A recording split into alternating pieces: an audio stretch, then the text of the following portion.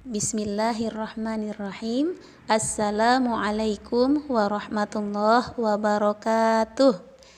Ahlan wa sahlan fid darsil lughatil arabiyyah. Selamat datang kembali di pelajaran bahasa Arab.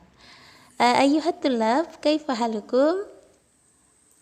Umi doakan para siswa semuanya dalam keadaan sehat walafiat, sehingga kita semuanya dapat mengisi bulan Ramadan yang berkah ini dengan berpuasa dan memperbanyak amal ibadah kepada Allah Subhanahu wa taala. Dan jangan lupa tetap semangat dalam belajar. Baiklah para siswa sekalian, kali ini pembahasan kita adalah tentang khobar muqaddam dan mubtada muakhar. Namun sebelum masuk ke pembahasan khobar muqaddam dan mubtada muakhar, Umi ingin mengulang sedikit tentang pelajaran kita di semester lalu yang ada hubungannya dengan pembahasan kita hari ini. Tentu kalian masih ingat kan tentang mubtada dan khobar? Kalau sudah ada yang lupa, ayo mari kita sama-sama mengingatnya kembali. Mubtada adalah isim atau kata benda yang terletak di awal jumlah atau kalimat dan berfungsi sebagai subjek. Sedangkan khobar adalah isim atau kata benda yang terletak sesudah mubtada serta menyempurnakan pengertian jumlah atau kalimat atau berfungsi sebagai predikat. Contohnya adalah kalimat al-madrasatu wasi'atun. Al-madrasatu berarti sekolah itu dan wasi'atun berarti luas. Jadi al-madrasatu wasi'atun berarti sekolah itu luas. Kata madrasah di dalam jumlah atau kalimat ini itu berfungsi sebagai mubtada. Sedangkan kata wasi'atun yang berarti luas di dalam kalimat ini berfungsi sebagai khobar.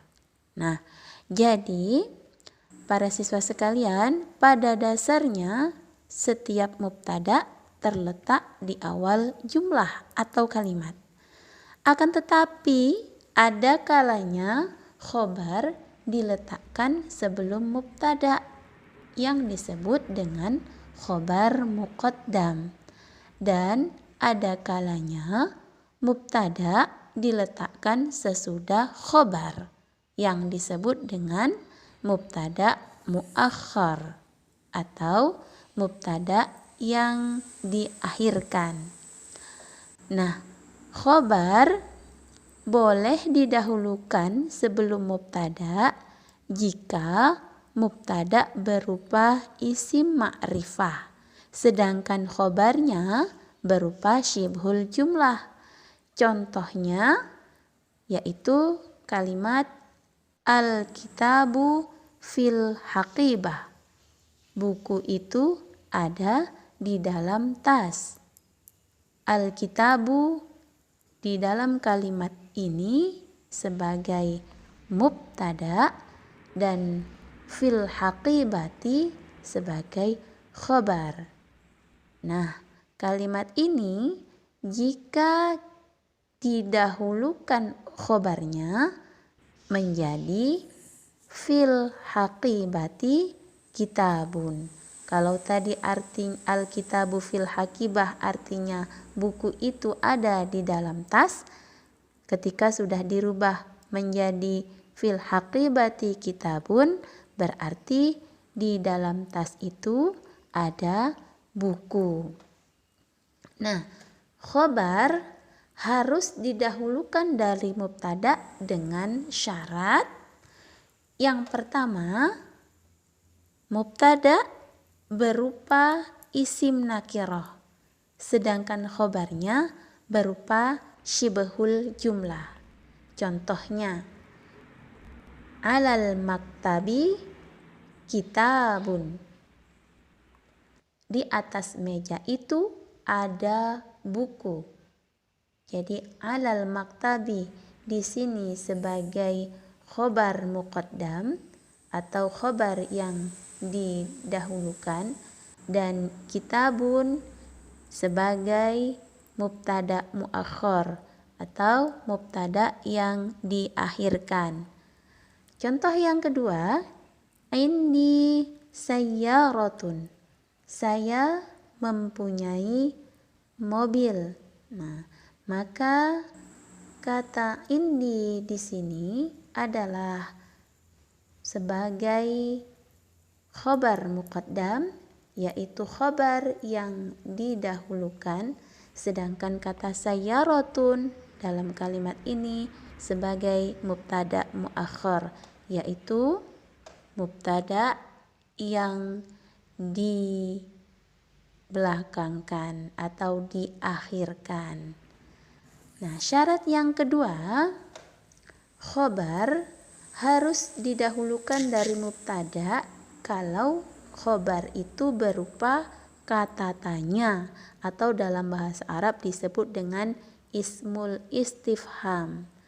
Contohnya adalah kalimat ainal kitabu, ya.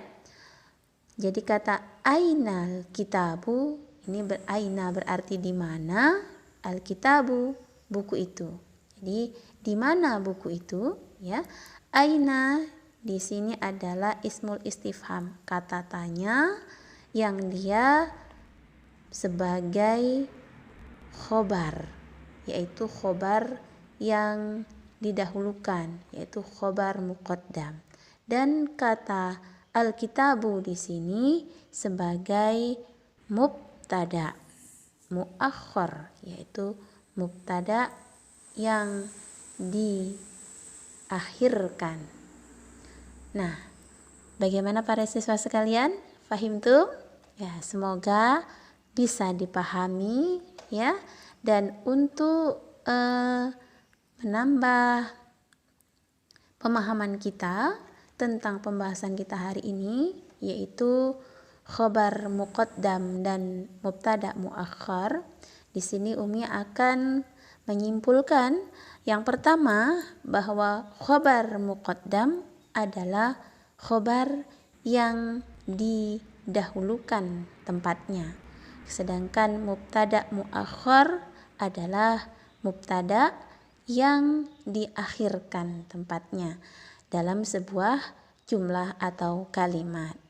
Nah, berikut ini untuk menambah pemahaman kita lagi di dalam pembahasan kita hari ini, kita akan silahkan kerjakan beberapa soal latihan. Di sini ada 4 kalimat, ya, yang terdiri dari mubtada dan khabar. Nah, tugas kalian adalah merubah kalimat-kalimat ini menjadi khobar muqaddam dan mubtada muakhar.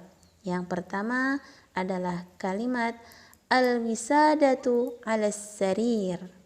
Yang kedua, al-baitu amamal madrasah. Yang ketiga, al-birkatu fil hammam. Dan yang keempat, al-maidanu wara'al bait. Baik, selamat mengerjakan. Semoga Allah Subhanahu wa taala memudahkan kita di dalam mempelajari bahasa Arab. Ila liqa ma'assalamah, billahi taufiq wal hidayah. Wassalamualaikum warahmatullahi wabarakatuh. Syukran.